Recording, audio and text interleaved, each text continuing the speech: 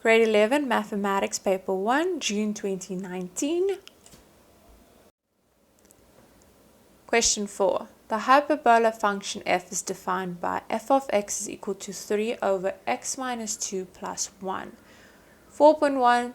Write down the equation of the asymptote of function f. For the asymptote, you need to know the following. You need to know that x is always equal to the p-value and y is equal to the q variable. In this case, your p-value would be 2 because you need to remember that the sign changes.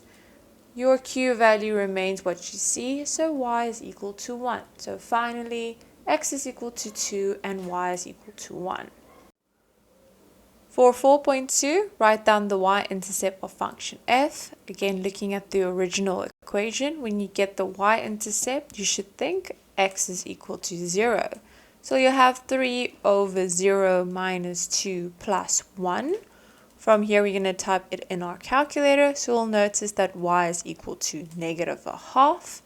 So one of our coordinates would be 0 and negative a half.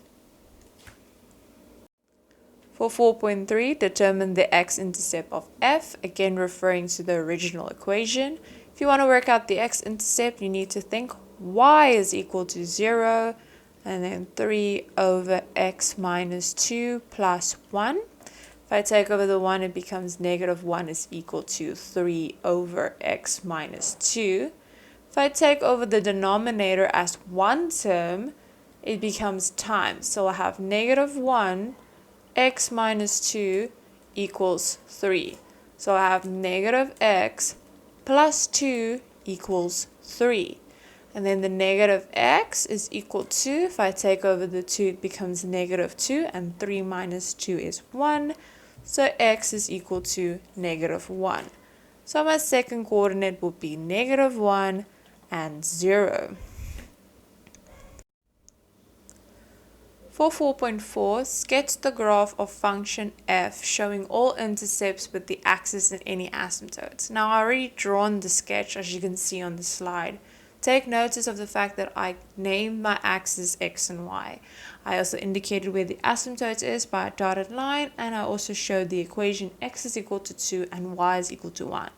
I plot the two intercepts, and then because I know it was a positive hyperbola, I know the form is in the first and the third quadrant.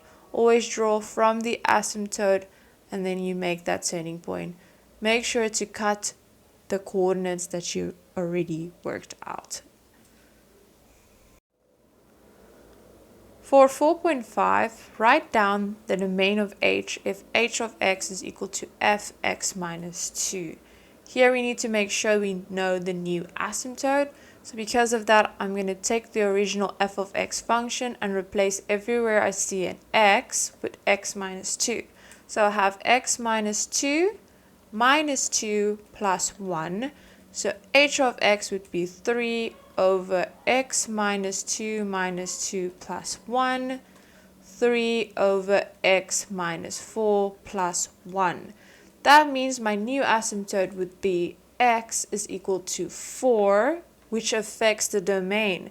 So the domain would be x is the element of negative infinity up until infinity, but x can't be 4. And that is the end of question 4.